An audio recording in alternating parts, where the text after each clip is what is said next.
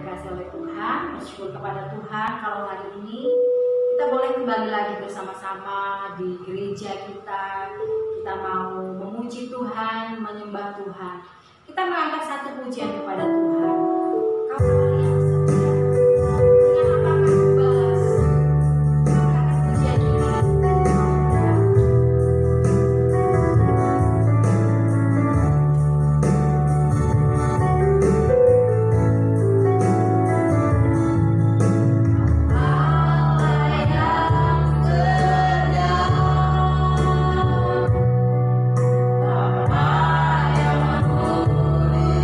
Yeah.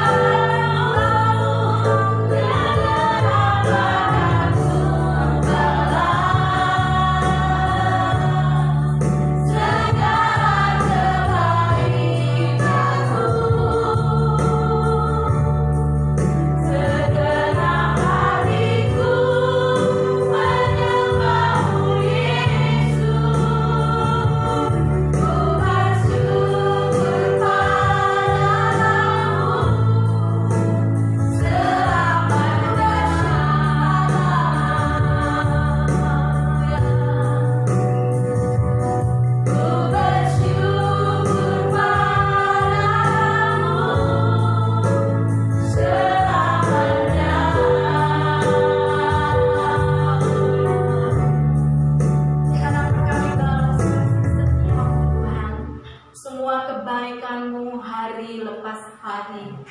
Kasih setia Allah baru setiap pagi, setiap saat. Sampai pada saat ini kami boleh menghadap hadirat-Mu. Besar setiamu bagi kami. Kami tidak bisa membalas Tuhan, tapi kami mau belajar memberikan hidup kami, memberikan diri kami kepada Engkau.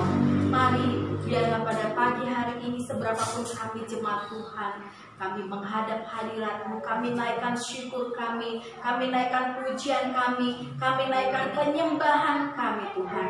Engkau hadir di tengah-tengah kami, Engkau hadir di dalam hidup kami, sehingga di dalam ibadah ini Tuhan, kami merasakan kuasa kasih Tuhan yang akan mengubahkan kami hari lepas hari semakin indah di hadapan-Mu. Terpuji nama-Mu, kami bersyukur, kami mulai ibadah kami dari awal sampai selesainya Allah Roh Kudus, Kau yang memimpin acara ibadah kami hari ini. Terpuji nama-Mu, Kau yang melayakkan kami dengan darah anak domba untuk kami ada di hadirat-Mu. Di dalam nama Tuhan Yesus Kristus kami berdoa. Haleluya. Amin. Puji Tuhan Bapak Ibu Saudara. Silakan duduk. Kita bersyukur kepada Tuhan. Kita tidak bisa balas kasih Tuhan, tapi Tuhan luar biasa sudah mengasihi kita, menyelamatkan kita. Besarkan nama Tuhan. Pujilah Dia. Kita akan pujian ini. Haleluya.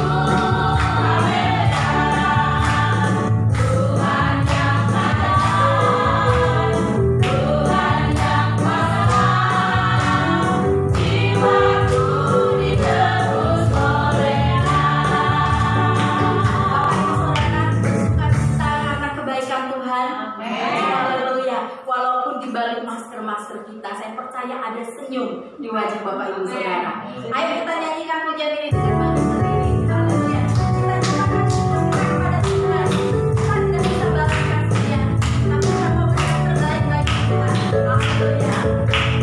Besarkan nama Tuhan, pujilah Dia. Kemurahannya besar, tiada kira.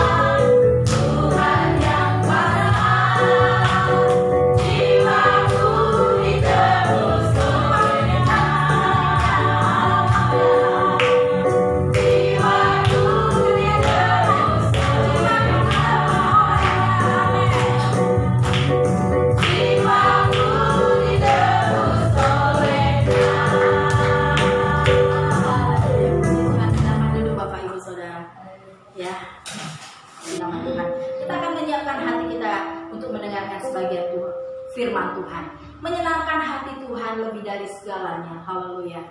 Sebab menyenangkan hati Tuhan adalah cara hidup kita, gaya hidup kita, mulai dari kita di bumi ini sampai kita ketemu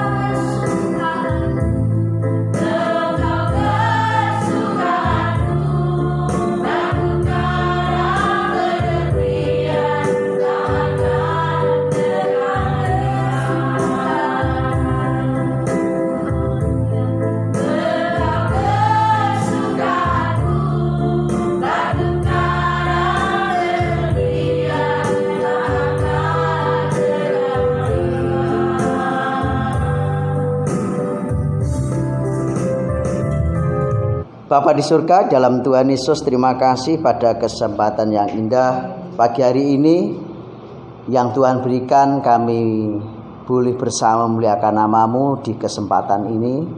Dan kami merenungkan firman-Mu, mari Tuhan urapi hati, pikiran, jiwa, dan kekuatan kami. Dalam nama Tuhan Yesus, haleluya, amin. Salam, silakan duduk Bapak Ibu dan saudara yang kasih Tuhan. Bapak Ibu yang terkasih dalam Tuhan Yesus, kita tahu bahwa tidak ada yang menyangka kalau di Nganjuk ada bencana, ya kan? Nggak ada yang tahu dan tidak ada yang menyangka. Saya tidak mengira, walaupun hari Minggu itu hujan jam 2, ya kan? Hujan berhenti, hujan berhenti, hujan berhenti, ya kan? Kemudian tahu-tahu ada info dari sektoral, ya, dari kelurahan, Kuncir posisi air naik, ya, sudah di berapa kemarin 2,5 meter atau berapa, ya. Tapi semakin naik. Nah, ini waspada, ya kan. Tapi saya tidak menyangka kalau sampai ke Mastrip, sampai ke lingkungan sini air itu deres Bapak Ibu. Jadi ban truk itu saja kelem itu Masan, kalau hanya ban truk engkel atau yang double, kecuali dam truk, nah itu baru, itu masih di atasnya.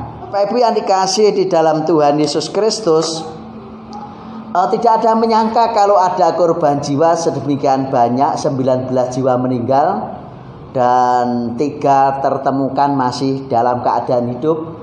Itu pun kalau tidak ada salah satu anak, ceritanya ya yang saya tahu, anak dalam satu keluarga yang rumahnya roboh itu, selesai longsor dia lari keluar, itu ya lari minta pertolongan, baru penduduk kampung tahu bahwa di sana ada longsor, ya. Nggak ada yang tahu Bapak Ibu, mungkin ya sampai besoknya atau besok lusa pun nggak mungkin baru ada orang tahu, nek longsor, paling diam saja. Nah di situ, ya kan. Tapi karena ada yang minta pertolongan, jadi satu keluarga, nggak salah itu ya, ibu, anaknya, dan anaknya yang kecil itu masih tertolong Bapak Ibu yang kasih dalam Tuhan. Tidak menyangka bencana akan datang kapanpun dan bagaimanapun, ya kan. Kita tidak tahu. Nah pada saat Nuh pun juga demikian. Air bah tiba-tiba sedemikian rupa, nggak ada yang tahu, nggak ada yang merencanakan, tidak ada yang merancangkan dari manusia. Tetapi yang jelas bahwa Nuh sudah menyampaikan kepada umat-umat sekitarnya bahwa akan ada bencana. Nuh sudah mengingatkan bahaya di depan mereka, ya. Bapak Ibu saudara yang kasih dalam Tuhan, tetapi meski demikian bahwa Nuh tetap berjuang memberitakan dan menyampaikan, ya, kepada mereka. Tetapi masyarakat lingkungan Nuh tidak gubris sama sekali. Itulah sebabnya kalau kita lihat di dalam firman Tuhan bahwa Nuh adalah orang yang baik, yang benar di mata Allah. Bapak Ibu yang terkasih dalam Tuhan Yesus, sebelum menginjak jauh tentang bagian daripada 3 hal yang perlu kita pelajari dari kehidupan Nuh sehingga dia boleh selamat dari air bah, saya akan mengajak kita memahami dahulu bagaimana hukum pada masa Nuh. Bahwa Bapak Ibu yang dikasihi oleh Tuhan, di masa Nuh itu rupanya sudah ada hukum, ya kan? Kita tahu pada masa Nuh ada hukum. Bagaimana pada masa sebelum Nuh? Ada hukum. Adam dan Hawa diberi hukum oleh Tuhan, yaitu apa? Jangan kamu memakan buah yang ada di tengah-tengah taman ini.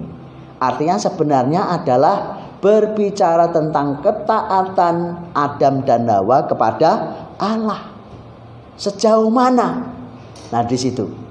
Nah, Bapak Ibu Saudara yang terkasih di dalam Tuhan Yesus, kita akan melihat bahwa ada hukum sebelum Nabi Nuh.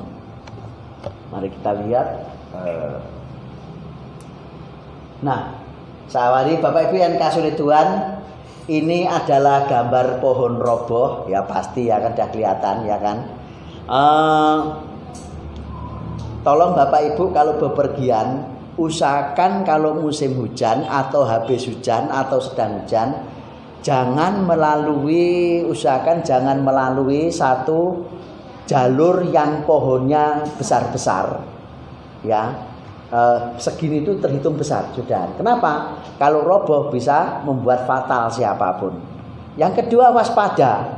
Jadi kalau Bapak Ibu biasa lewat daerah itu, saya selalu mengamati lubang itu berangkat di posisi kanan berapa lubang, posisi kiri berapa lubang, kemudian saya menghindar kira-kira di titik mana. Itu saya mengamati. Sehingga di saat pulang malam, saya ingat di sini tadi ada lubang, sekian meter lagi ada lubang, paling tidak mengurangi kebahayaan, ya kan? Sehingga kita tahu, oh pohon di sini yang berbahaya, ya kan? Itu bisa nanti sewaktu-waktu bisa roboh. Apalagi jenis pohon yang seperti jenis sengon, ya kan? Itu mudah keropos dalamnya, walaupun akarnya bagus, tapi dalamnya mudah keropos. Bapak Ibu yang dikasihi dalam Tuhan Yesus, yang kedua, kalau hujan lebat, angin, lebih baik berhenti, jangan melakukan perjalanan. Berhenti istirahat dulu sampai angin hujan berhenti benar, ya, supaya kita aman. Bapak Ibu yang kasih oleh Tuhan, kita tahu kenapa pohon ini roboh, ya kan? Pohon ini roboh, ya. Tidak menyangka si pemilik taman mungkin atau pihak dari instansi bahwa pohon ini roboh. Tetapi kita melihat dari sini Bapak Ibu, kalau kita lihat dari sini, maka kita akan tahu apa penyebab daripada pohon ini roboh. Kalau kita lihat dari pohonnya, tidak mungkin pohonnya besar, ya kan? Tetapi kalau kita lihat dari sini, kita bisa membaca, baru terlihat, baru tahu bahwa apa Bapak Ibu? Ya, akarnya tidak kuat. Ini namanya bukan akar serabut, bukan akar tunjang, ya kan? Kalau akar tunjang itu ada akar yang menembus sampai ke bawah. Itu tidak semua pohon ada. Terlebih sekarang itu pohon-pohon yang ditanam di pinggir jalan instan itu mayoritas tidak pernah ada akar tunjangnya. Akar tunjangnya kemana? Karena dipangkas biasanya. Pada saat pertama, pada saat mencabut itu dipangkas. Yang kedua, mereka tidak ditanam dari benihnya atau bijinya, tetapi dari batangnya. Digeraji, dicepne, nanti dideder, ya kan? Setelah tumbuh baru dipindahkan. Nah, Bapak Ibu dan saudara yang kasih dalam Tuhan, itu yang terjadi. Karena akarnya tidak kuat, maka bahaya. Kok bisa bertahun-tahun baru roboh? Bapak Ibu saudara yang kasih dalam Tuhan Yesus, satu, kita tidak menyangka. Yang kedua, kekuatan daripada akar ini akan teruji. Kekuatan dari akarnya akan teruji. Sejauh mana kemampuan akar ini menahan pohon itu sendiri. Yang kedua, menahan tiupan angin. Nah, Bapak Ibu yang dikasih dalam Tuhan, ini yang terjadi, dan kita melihat bahwa kenapa pohon ini bisa roboh. Ya, ada juga selain akarnya itu ini tidak kuat ya di sini karena akar serabut, bisa juga karena akarnya ini keropos, akar tunjangnya ini keropos sudah, biasanya di situ sudah rusak berbagai macam faktor, ya. Mungkin karena tidak tahan di genangan air, atau mungkin karena dimakan oleh serangan hama, itu yang membuat akar tunjang ini bisa bisa keropos dan rusak sehingga mudah roboh. Bapak Ibu yang kasih dalam Tuhan, kita melihat di sini bahwa inilah gambaran daripada kehidupan manusia. Bagaimana Nuh bisa kuat? Bagaimana Nuh bisa sampai melewati masa yang sulit? Karena Nuh berakar dengan kuat di dalam Tuhan. Baiklah, kita akan melihat ya.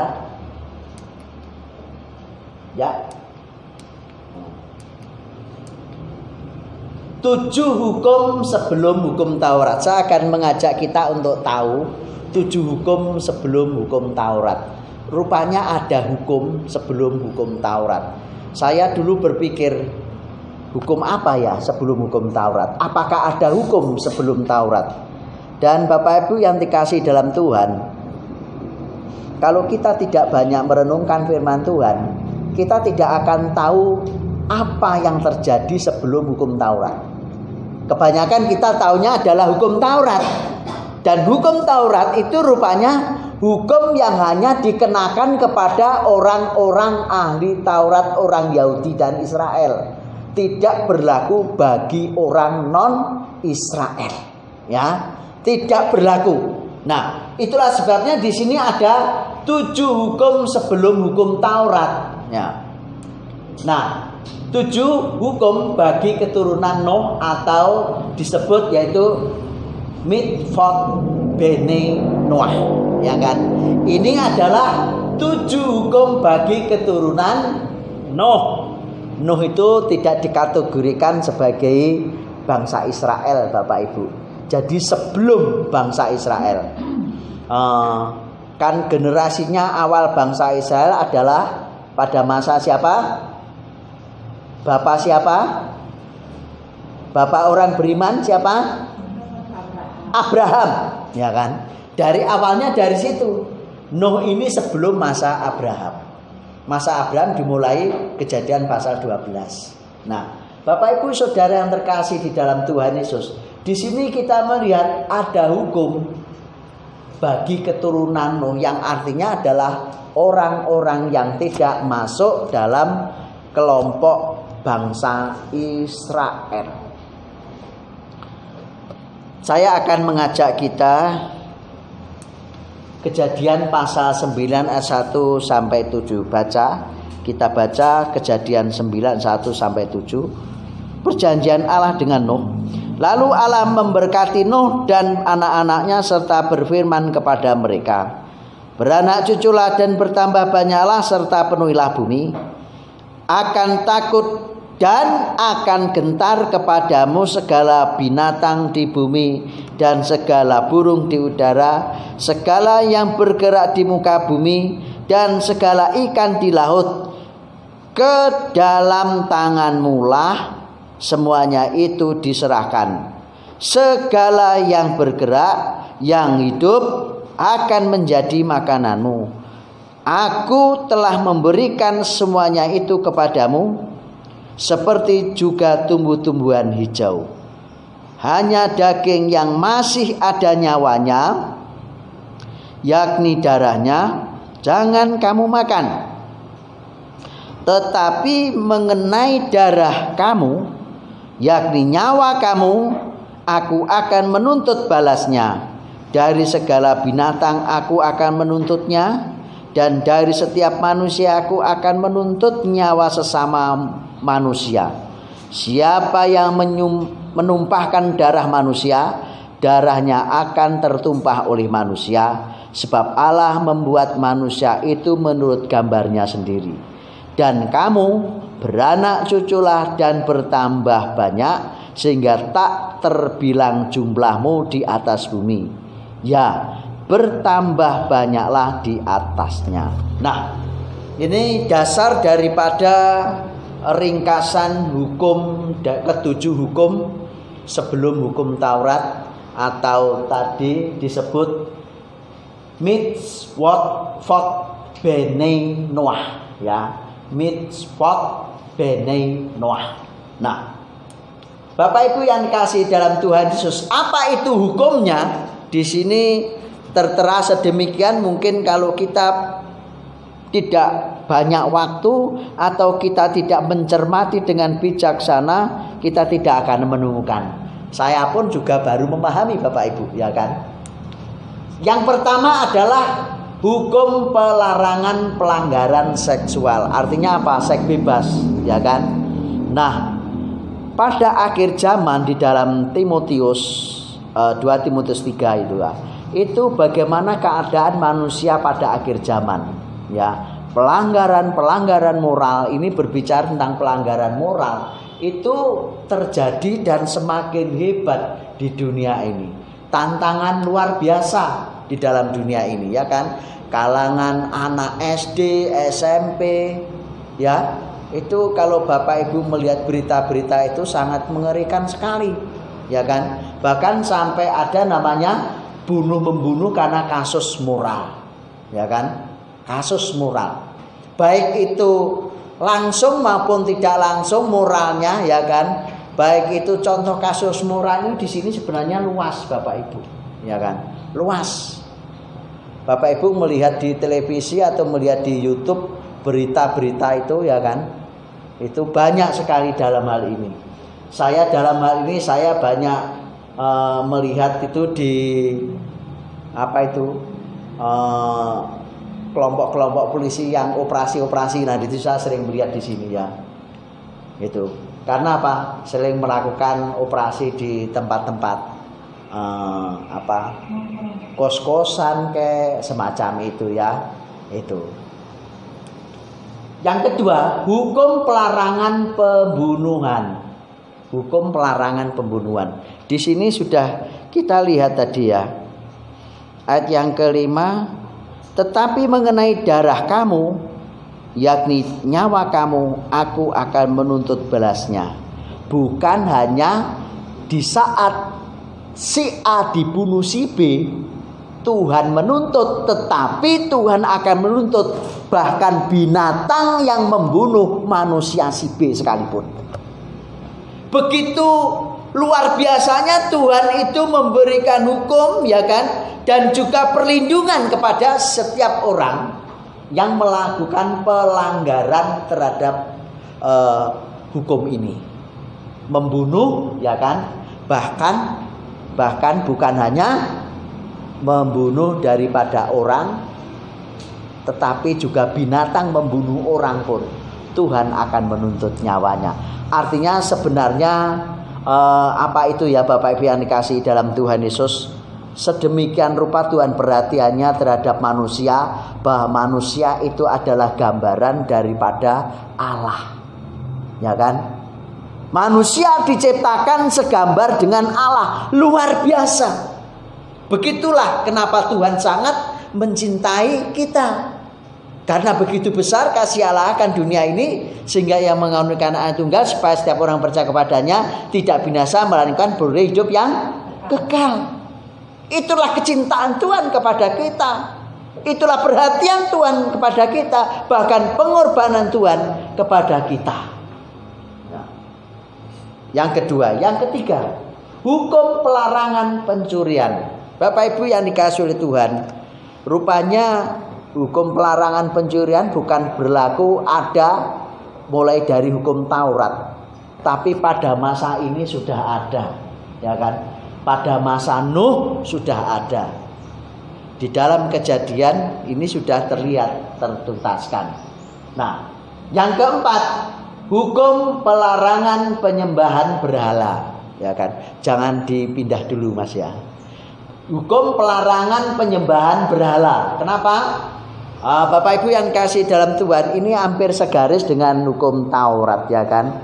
Jangan ada padamu Allah lain, jangan sujud kepadanya, ya kan? Dan jangan ada Allah lain yang menyerupai apapun, ya kan? Nah, dan Bapak Ibu Saudara yang kasih ditutup dengan ingatlah dan kuduskanlah hari Sabat. Itu bagi orang Farisi, ahli Taurat, orang Israel, ya kan?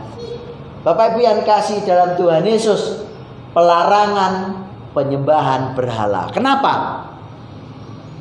Karena ada Allah yang lebih berkuasa daripada berhala. Ada Allah yang berkuasa daripada langit dan bumi. Yaitu Allah yang menciptakan langit dan bumi itu. Artinya apa? Aku adalah Allah yang kamu sembah, yang sering ketemu dengan kamu. Itu kata Tuhan kepada Nuh. Sehingga Tuhan nyatakan hukum pelarangan penyembahan berhala. Dalam hal ini bukan hanya kepada Nuh, tapi kepada keturunan Nuh di luar bangsa Israel. Karena kita termasuk bukan orang Israel. Kita bukan orang Lewi. Kita bukan orang Israel, Bapak Ibu, ya kan?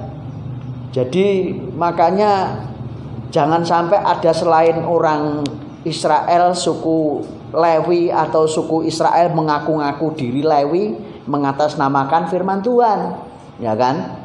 Banyak modus-modus di situ, ya kan? Mengatasnamakan Lewi, bahkan mencomot kepentingannya mengatasnamakan Lewi. Itulah sebabnya Bapak Ibu yang kasih Tuhan, dalam hal ini Bapak Ibu, pemahaman kita ya.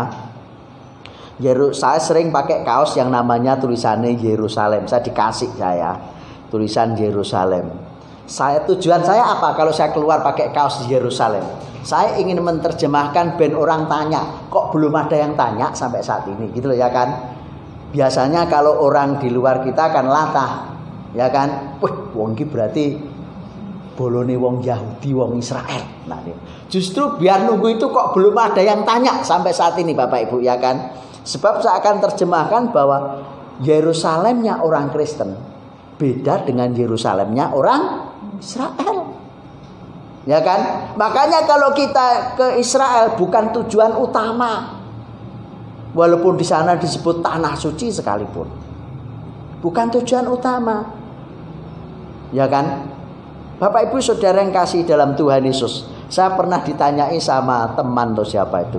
Kalau sampean dapat uang rezeki untuk ke Israel gimana? Kalau boleh tak minta uangnya, ya sebagian bisa saya bagikan orang yang membutuhkan atau jemaat saya. Tak bilang gitu, Bapak Ibu. Nah, buat apa mal-mal di sana buat ke sana? Ya kan? Tanah suci saya bukan di sana. Tanah suci saya di surga. Ya kan? Kita hidup Yerusalem bukan di sana. Secara sejarah punya gandeng ceneng, tetapi secara fakta kita tidak punya kepentingan apa-apa. Bapak Ibu yang kasih dalam Tuhan, di dalam penelusuran sejarah, ahli sejarah yaitu Bambang Nursena, kelompok di Israel yang terbesar itu adalah agama Yahudi. Yang kedua Islam, Kristen itu yang terkecil. Karena apa? Karena orang Kristen itu tidak memperjuangkan Yerusalem di sana. Orang Kristen memperjuangkan Yerusalem ke surga. Yerusalem yang ciptaan Allah yang baru. Yerusalem baru itu yang sering disebut oleh hamba-hamba Tuhan. Itu tujuannya ke sana kita. Jadi bukan Yerusalem sana yang kita perjuangkan. Kalau Yerusalem ke sana, Bapak Ibu tolong nabung, Bapak Ibu, sehari sekian, nanti sekian tahun kita akan ke tanah suci bersama-sama, ya kan? Supaya kita mati di sana, kita masuk surga dari sana, karena di sana adalah lubangnya surga, ya kan? Tetapi saya tidak mau. Kenapa? Karena Yerusalem kita orang Kristen di dalam Yesus Kristus bukan di situ.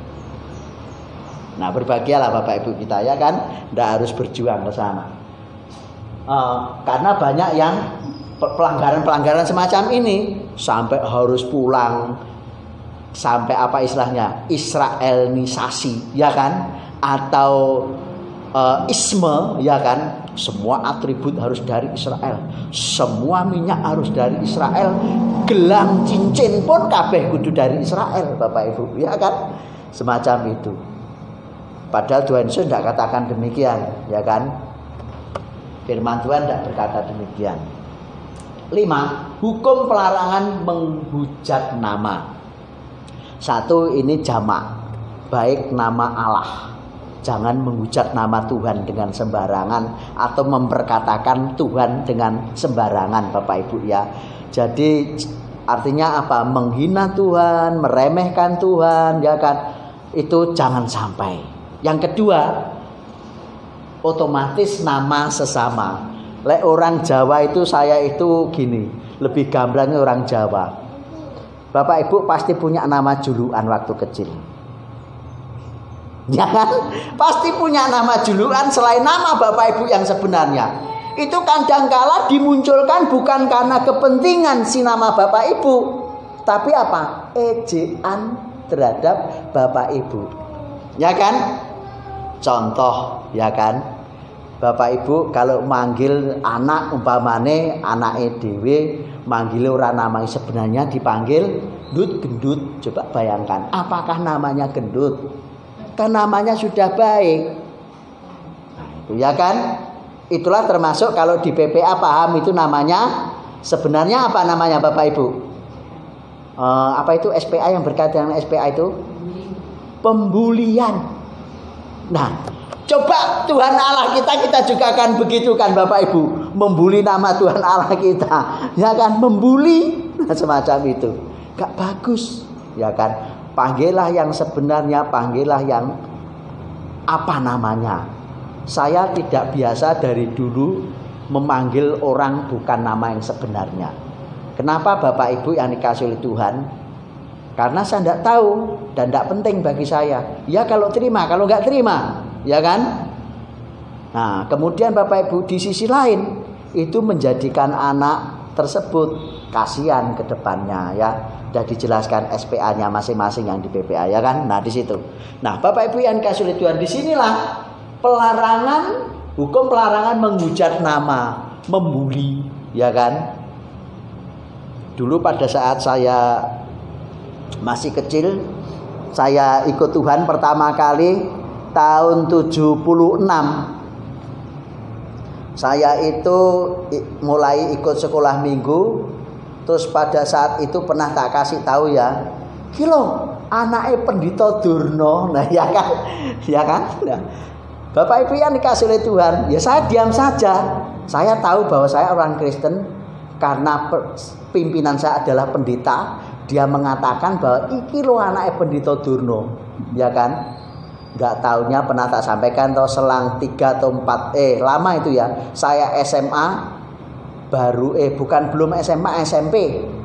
Saudara itu datang dan rupanya juga saudaranya dia dan saudara kami adalah seorang pendeta dan sekarang jadi dosen.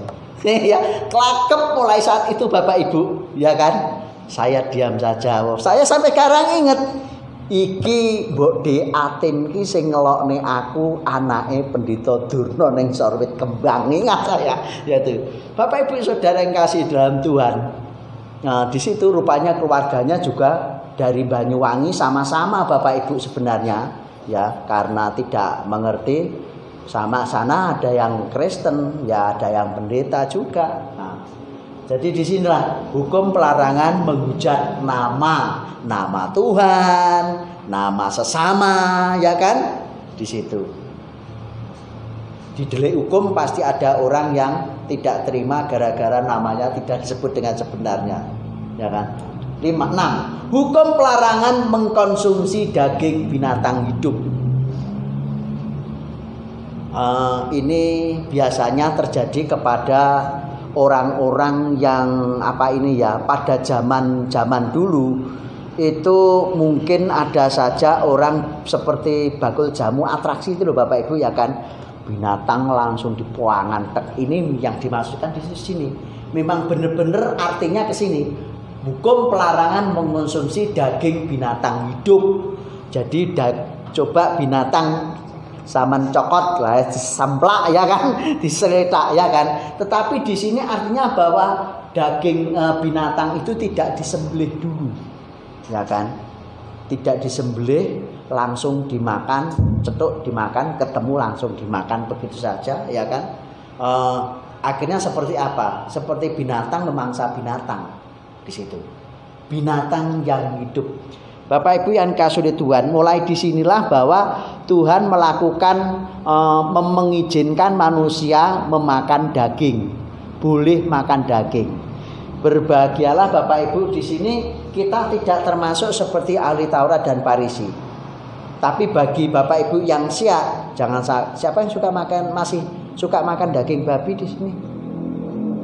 Ada, ya kan? Suka? Kak, siapa yang tidak suka? Nah, kalau nggak ada nggak suka ya. Di sini artinya bahwa apa? Kalau inilah juga yang menjadi dasar penjelasan Paulus bahwa boleh orang itu makan, ya kan? Karena kita bukan kelompok ahli Taurat dan Farisi, bukan orang Israel, bukan orang Yahudi Bapak Ibu. Kita orang di luar non Yahudi. Hukumnya apa? Hukum Kristus. Di sini hampir kesinambungan kalau kita lihat hukum ini dengan hukum perjanjian baru. Yang penting Bapak Ibu yang dikasihi oleh Tuhan, memperhatikan kesehatan daripada binatang tersebut. Pada zaman dulu Bapak Ibu, saya di dekat rumah kami itu ada peternak babi. Kalau babinya sudah mulai diserang temannya, pemiliknya langsung nyembelih dan menjual ke tetangga kanan kiri dengan murah. Yang penting pulih ada pulian gitu ya kan. Yang kedua, biasa kalau di kampung zaman tahun 70-an mungkin ke sana ya, itu kalau ada pitik tabrak motor dan mulih boleh mangan, itu hal biasa ya. Tapi bagi orang ahli Taurat Farisi, orang Yahudi tidak boleh. Apalagi binatang-binatang yang haram itu dikelompokkan khusus untuk kelompok Yahudi Israel Bapak Ibu. Bukan orang-orang yang ada di dalam Kristus pada dasarnya di situ. Boleh, tapi perhatikan kesehatan binatang tersebut. Layak apa tidak, ya kan? Karena ada binatang yang memang mungkin liar, yang berbahaya. Itu ya. Makanya ada yang namanya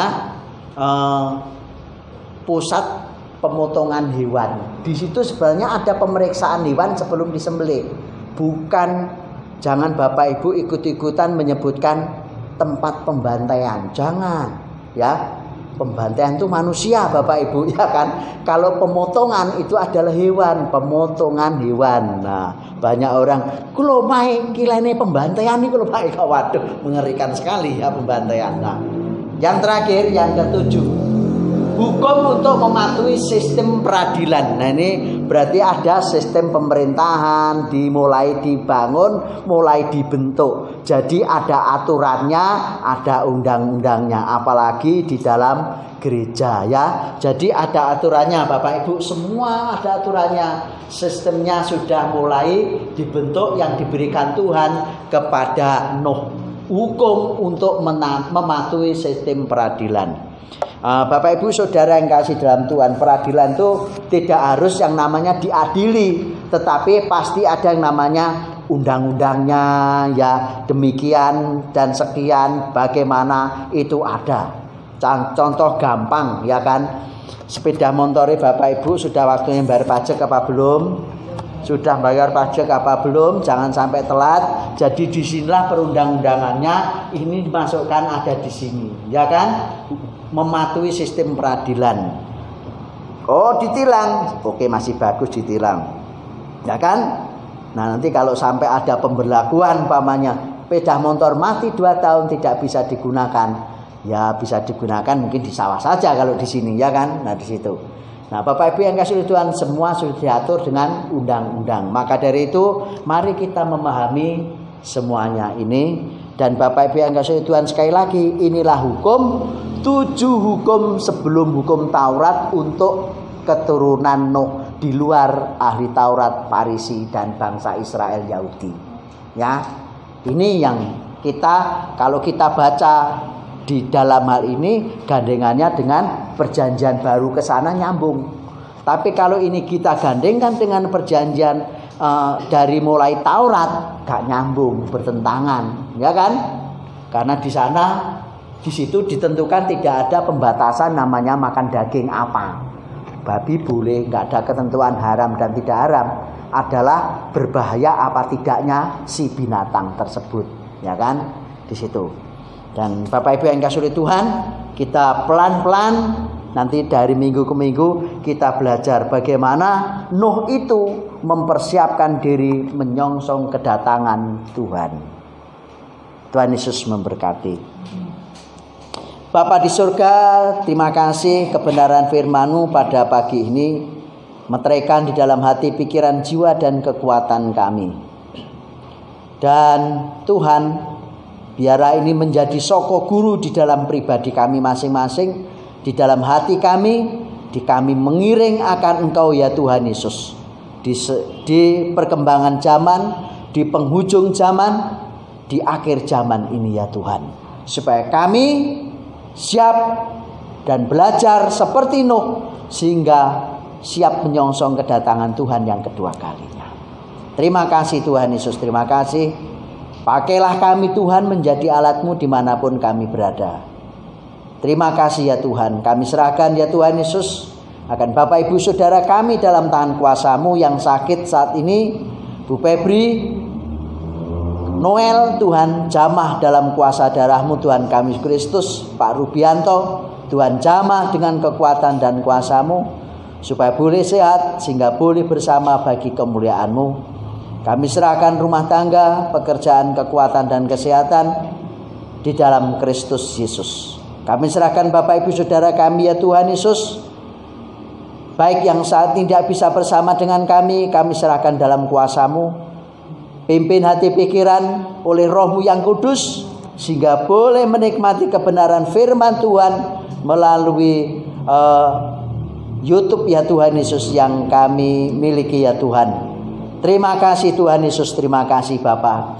Kami serahkan ya Tuhan, khususnya mereka yang dari perantauan, Tuhan campur tangan pimpin dalam kuasa-Mu. Jikalau ada yang sakit ya Tuhan, Tuhan kami yakin Tuhan jamah sembuhkan dalam urapan kuasa darah-Mu Tuhan Yesus. Kami serahkan ya Tuhan Yesus untuk Pak Yuda, Bu Yuda Nina Aksa, sekeluarga dalam pimpinan Tuhan. Bu Maria, Pak Raje, dan Mas Tio bisa dalam pimpinan-Mu ya Tuhan, dalam urapan-Mu. Pak Lusius juga sekeluarga dalam pimpinan Tuhan, dalam kuasa-Mu ya Tuhan Yesus. Pak An, Bu An, Mas Rius Riang, pimpin dalam kuasa-Mu. Masa depan, cita-cita, kekuatan, kesehatan, hikmat, marifat Tuhan yang campur tangan ya Tuhan Yesus. Pak Narto, Bu Narto, Mbak Riari Koreta, Tuhan campur tangan, Tuhan pimpin urapi bagi kemuliaan nama Tuhan. Dan juga ya Tuhan Yesus, Pak Cito, Bu Cito, dan Saudari Yusi, dan anak cucu di perantauan kami serahkan dalam tangan kuasa-Mu Tuhan kami Yesus Kristus. Rumah tangga dan pekerjaan ya Tuhan. Terlebih Tuhan yang campur tangan oleh Roh-Mu yang kudus dan pakai bagi kemuliaan-Mu. Bu Lamide kami serahkan dalam kuasa-Mu, kekuatan kesehatannya juga. Tuhan campur tangan supaya boleh dalam kasih setia Tuhan. Pak Agung Abednego Chelsea kami serahkan dalam nama-Mu, dalam nama Tuhan kami Yesus Kristus. Engkau yang mengurapi supaya membangun diri dalam kasih setia Tuhan. Kami tak lupa serahkan Saudara Yordan dan Angga dalam pimpinan Tuhan. Ketuk pintu hatinya ya Tuhan, supaya sungguh-sungguh di dalam mengiring akan Engkau. Bahkan juga ya Tuhan kami serahkan untuk Ibu Yusuf, Saudari Yuyun dalam pimpinan Tuhan, dalam urapan-Mu ya Tuhan. Dan Tuhan pimpin di setiap jalannya ya Tuhan. Terima kasih Bapak, terima kasih. Kami serahkan ya Tuhan Yesus Bapak Ibu Saudara kami, bahkan ya Tuhan Yesus sinode kami dari pusat sampai daerah, bahkan gereja lokal. Tuhan campur tangan pimpin dalam urapan-Mu. Hamba-hamba Tuhan dan keluarga khususnya yang sudah Tuhan panggil karena melalui COVID maupun sakit, Tuhan hiburkan keluarga dan rumah tangga mereka. Baik keluarga almarhum Bapak Andreas Subroto, keluarga almarhum Bapak Imade Andreas di Bali, kami serahkan dalam tangan kuasa-Mu. Dan kami serahkan ya Tuhan saudara-saudara kami seiman di Nganjuk, bahkan sinode-sinode gereja saudara kami yang lain. Tuhan campur tangan bagi kemuliaan nama Tuhan Yesus Kristus. Terima kasih Tuhan, yang sakit Tuhan sembuhkan, yang susah Tuhan hiburkan, yang lemah Tuhan yang menguatkan. Kami serahkan bangsa dan negara kami dalam tangan kuasa-Mu. Presiden, wakil dan jajaran sampai tingkat daerah, TNI Polri yang mengawal bangsa dan negara ini. Bahkan ya Tuhan pemerintah daerah kami ya Tuhan Kau campur tangan. Bupati, wakil dan kesehatannya Tuhan campur tangan dan bolehkan. Jajarannya TNI Polri bahkan juga sampai tingkat RT. Terima kasih ya Tuhan Yesus. Kami serahkan tetangga kanan kiri dimanapun kami berada. Tuhan campur tangan kekuatan kesehatan mereka, usaha dan pekerjaan mereka ya Tuhan. Terima kasih Tuhan Yesus, berkati. Terima kasih Bapa, terima kasih. Bapa di surga, sebentar lagi kami akan pulang. Kami serahkan perjalanan kami dalam tangan kuasa-Mu, hati, pikiran, jiwa, dan kekuatan kami, bahkan kendaraan yang kami pakai. Kami serahkan dalam nama Tuhan Yesus. Terima kasih. Segala puji hormat hanya bagi nama-Mu ya Tuhan, yang punya langit dan bumi, atas waktu dan manusia dan segala ciptaannya. Terima kasih. Mari Bapak Ibu kita akhiri, kita berdiri bersama-sama, kita terima doa berkat. Anugerah damai sejahtera dari Allah Bapa, Putra, dan Roh Kudus melimpah atas Bapak Ibu Saudara sekalian, dari sekarang sampai selama-lamanya. Maranatha, Tuhan Yesus datang yang kedua kali. Pulanglah, bawalah damai sejahtera Allah, dan jadilah garam dan terang dimanapun Bapak Ibu Saudara berada. Di dalam nama Allah Bapa, Putra, dan Roh Kudus, Tuhan Yesus memberkati. Amin.